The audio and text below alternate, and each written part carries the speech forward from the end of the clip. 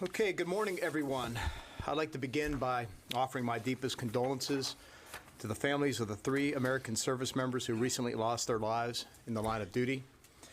Air Force Lieutenant Colonel Paul Voss and Captain Ryan Phaneuf were killed on January 27th in an aircraft accident in Ghazni Province, Afghanistan. We have conducted recovery operations and are investigating the cause of the crash, and we thank our Afghan partners for their assistance. On January 24th, Army Specialist Antonio Moore died in Deir ez-Zor province, Syria, during a rollover accident while conducting route clearing operations. We honor the service and sacrifice of these 3 men, and our thoughts are with their family and their friends. I'd also like to provide an update on several other fronts, beginning with the coronavirus. The department is providing housing support at March Air Reserve Base in California to assist Health and Human Services in caring for the nearly 200 State Department employees, dependents, and U.S. citizens evacuated from Wuhan, China. I want to thank our men and women for their rapid response and assistance in this important effort.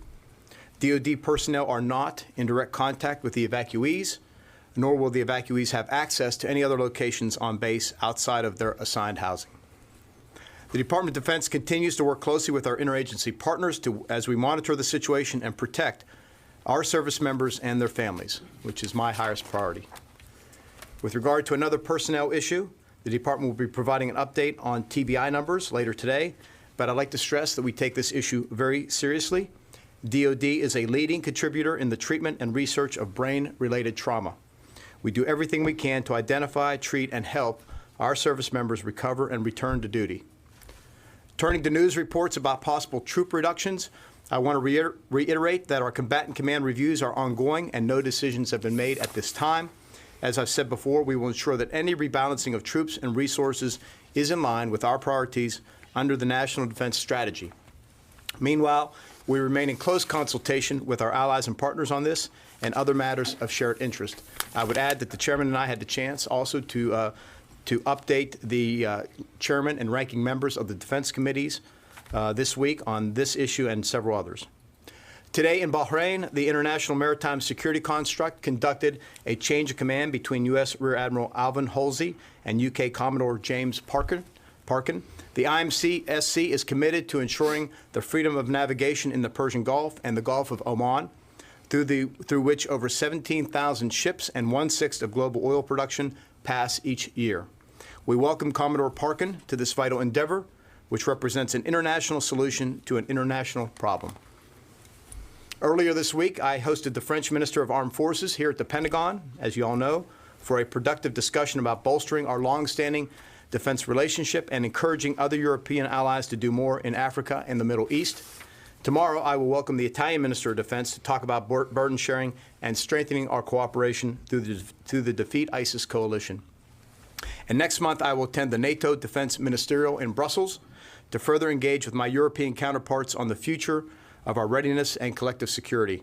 I look forward to discussing NATO's expanded role in the Middle East and the importance of alliance unity as we adapt our force to an era of great power competition.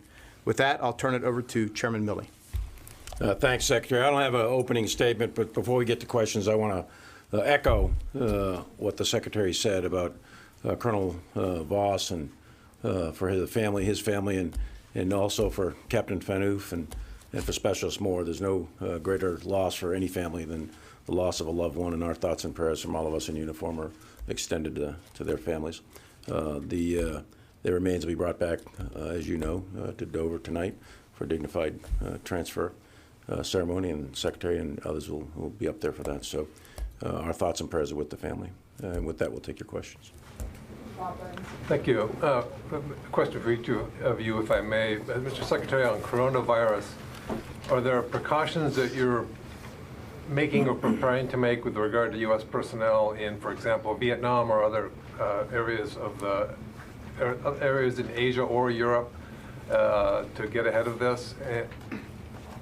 Yes, I approved a directive that will go out today from OSD apprising our forces about precautions they should take, how to recognize the signs and symptoms of the virus, et cetera. That'll be first of probably a few. Again, force protection for our service members, our civilians, and their families is a priority, so we want to make sure we stay in front of it with regard to information and then other precautions that will be taken. I know the Indo-PACOM Command will also be taking measures given that this virus is emanating from that theater, so they will be providing additive information as well. General Milley, if I may ask you a question on Iraq and the TBI issue that the Secretary raised. Are there additional or different precautionary measures that can be taken, should be taken to mitigate blast exposure for troops in this kind of instance or others? And also on TBI, as a person who's had extensive experience in the field in war zones, you've seen a lot of things. Have you seen the manifestation of these kind of concussive injuries that show themselves in behavioral problems to the extent that people have to be removed from the field? Yeah, thanks for the question, Bob. The short answer is yes and yes. There are a wide variety of extensive experiments and designs and things like helmet design, et cetera. There's a lot of treatment therapies that were due. As you know, we put in the MACE test quite a few years ago. We really started manifesting, I'd say, probably about 10 years ago, where we began a series of mitigation actions within the force. The MACE test is one of them, where we immediately test within the first 24 to 48 hours, start testing people on neurological symptoms, asking them questions, putting them through some physical exams, et cetera, et cetera. In this case, as you know, there were thousands of people at the Al-Assad Air Base. Those that were within the distance of the blast, and these were 1,000 to 2,000 pound munitions that were coming in with heavy overpressure, et cetera. All of those people were screened, and we've got a certain number, and then the number is growing. And in this particular case, TBI, that manifests, it takes some time to manifest itself. It's not an immediate thing necessarily. Some cases it is, some cases it's not. So we continue to screen. Some of them have been evacuated to Europe. Some have been evacuated back to the United States. So there's a layered approach to this. We'll continue to do that with our medical professionals. In terms of mitigations, the first thing is to mitigate from the actual shrapnel and the blast to prevent physical injury in the sense of wounds resulting, loss of limbs, et cetera. And that requires early warning, which happened, getting under cover, which happened, dispersal, getting into safe areas, and so on. All of that is what prevented killed in action and very seriously injured, such as amputations, et cetera. But the TBI piece is different. Your brain is a very fragile part of your body, even though it's encased inside your skull. But the overpressures and the injuries to the brain, the unseen wounds of war, for example, those can be serious or they can be not so serious. It depends on the individual. It depends on the proximity to the blast. And sometimes they are lifelong. Sometimes they resolve themselves within weeks or months. So it's constant monitoring, and we take a lot of measures within the military to make sure that we screen those out. In terms of mitigation in the future, as we do that, we've partnered with various organizations and health organizations to try to develop not only therapies but also preventive measures, things like helmets, for example. Okay, thank you.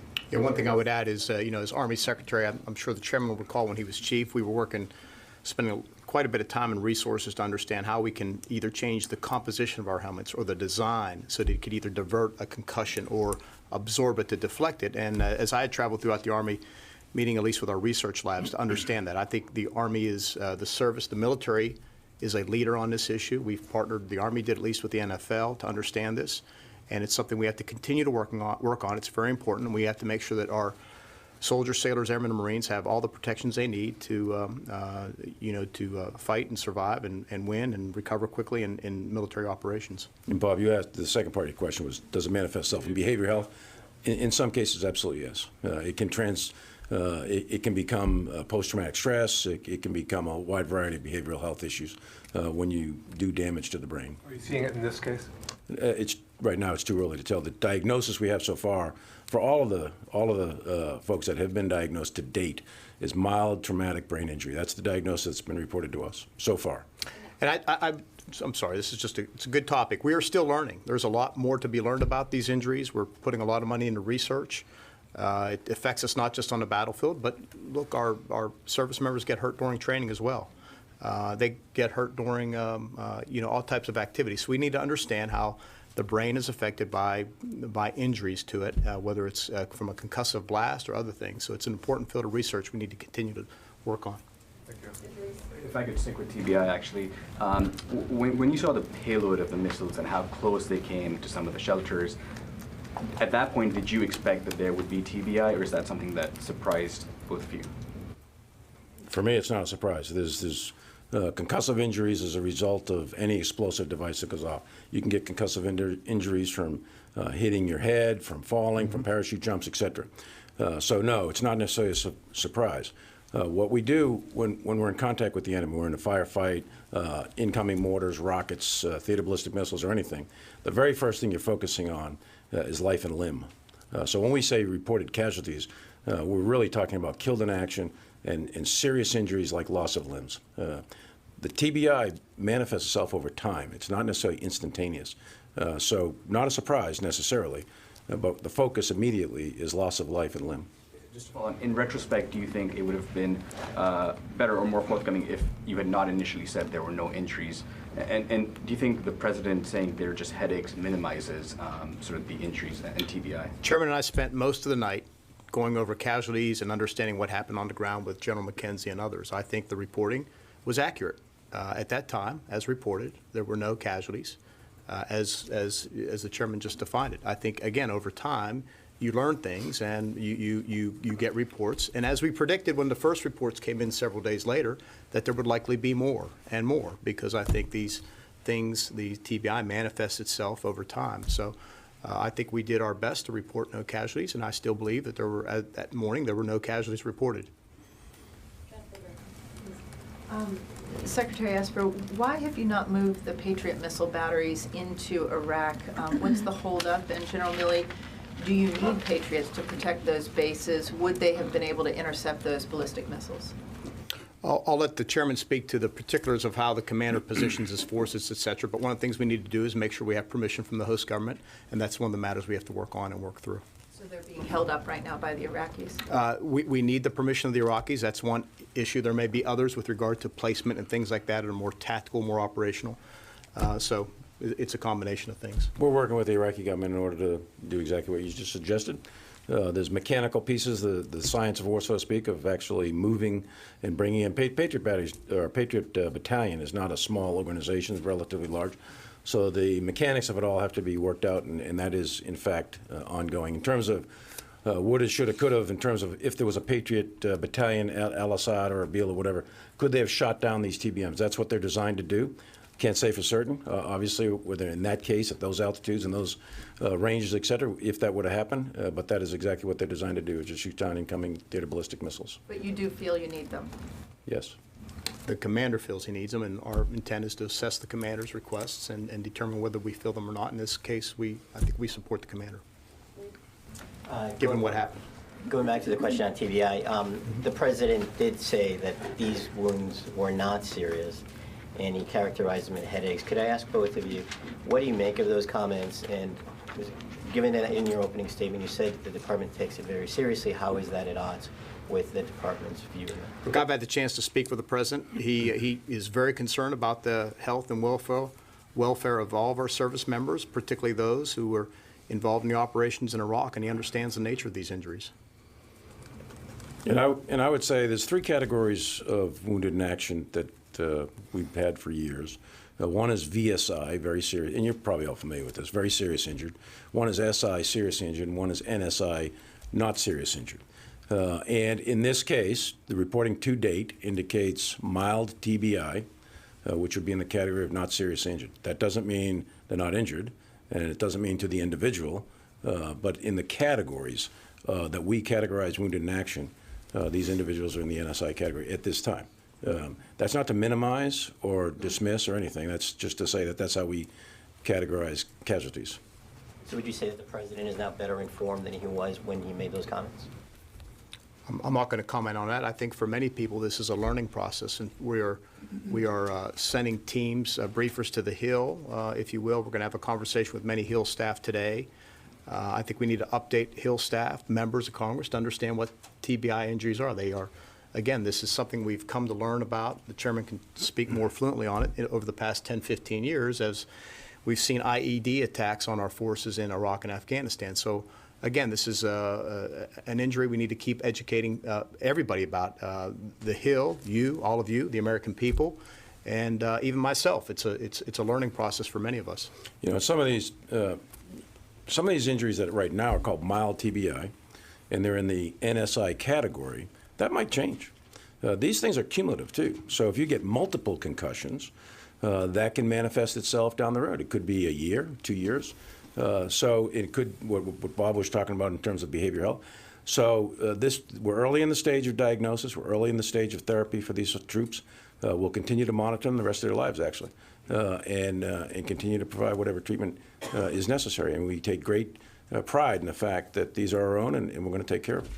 Yeah, the key is to take care of our service members, treat them, not just the immediate, the acute, but also through their lifetime of service and beyond, and make sure we're doing everything we can to prevent injuries in the future through new helmet designs, other ways by which we can protect them, and that's what we're committed to doing. Hi, sir. Can I just have a quick clarification and then a separate question, just on the international maritime security construct that you mentioned, that you're changing command and the commander is going to be a UK Commodore. Can you just clarify? My understanding was that this was a US-led effort. Is it now a UK-led effort, or is there something that I'm missing? And then my separate question is, the commanders of AFRICOM and SOUTHCOM are on the Hill this morning, and lawmakers have raised some concerns about the possible drawdown on those continents and worries that this will allow the Chinese influence to grow there. So can you just explain how reducing our footprint in Africa will help better posture the U.S. to counter China? On the first thing, we've described it as a U.S.-led effort, the IMSC, but clearly we have many partners. And I think the fact that we have the UK willing to step up and take leadership of the IMSC in particular shows that it's an international effort and we're all committed to it. This is part and parcel of what we do in other theaters, if you will. On the second point, and I said this, some of you travel with me to SOUTHCOM, I know the inclination is whenever somebody says review, the word that automatically pops up in their head is reduction, right? When we do reviews, I like to say it is a rebalancing, if you will, a right sizing. In some cases, we will increase. In some cases, we won't change. In some cases, we will decrease. I think in the context of great power competition, as I mentioned to the leaders of the Defense Committee this week, I'm placing at the top of the list, the commands need to be able to conduct their war plans and contingency plans. Next below that is great power competition.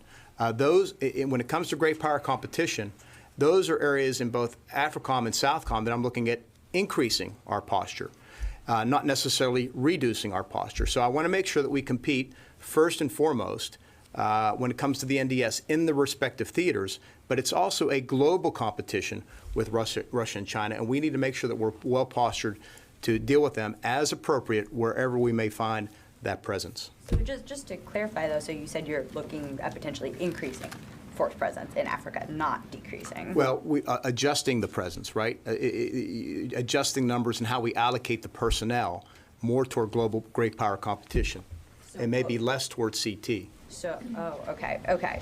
Can you say for a fact that you're not going to totally withdraw U.S. forces from Africa?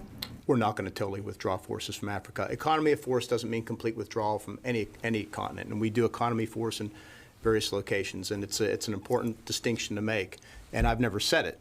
Again, I know that's the concern of many folks, but again, I'd say no decisions have been made yet. This is a process.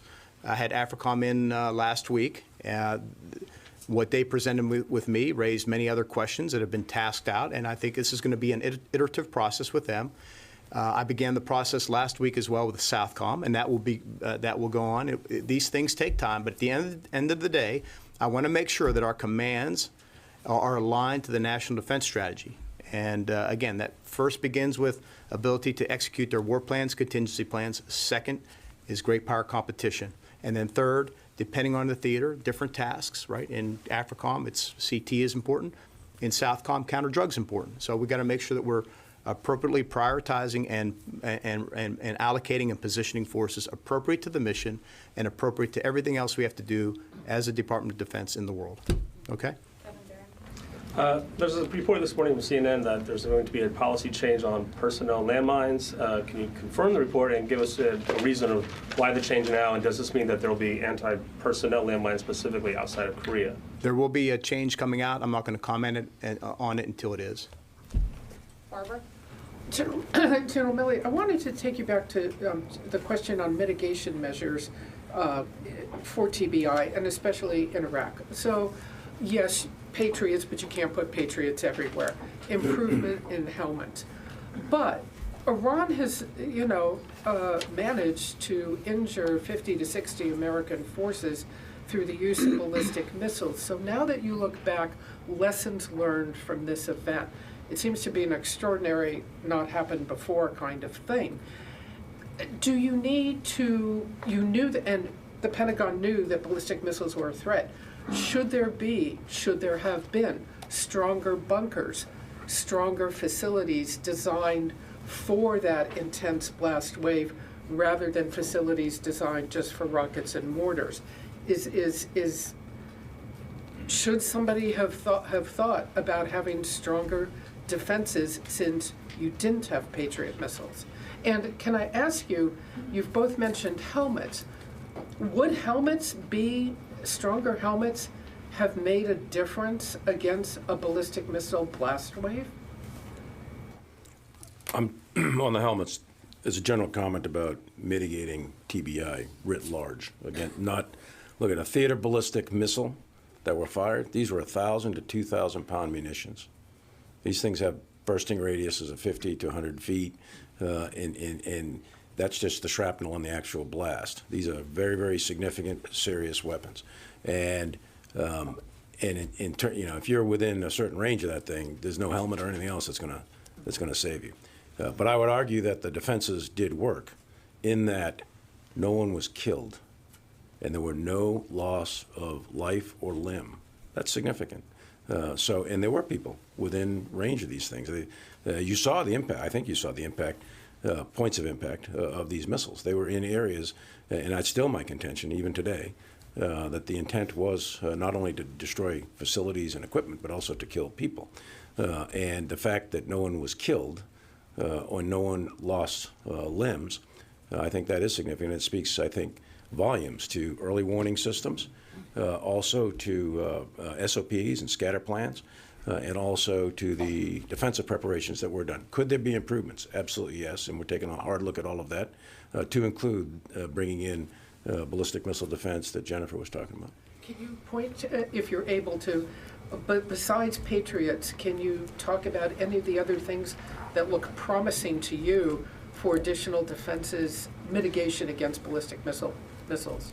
I actually prefer not to talk about that, to talk about what we plan to do in the future in terms of defense or offense, for that matter, in order to defend against any country's capabilities. So we'll leave the future to the future. We've got time for one more question. Courtney? One follow-up on that. Are you looking at any other missile defense or any other kinds of defenses to go into Iraq besides the Patriots? So not just against missile threats, but there have been problems with drones, other issues.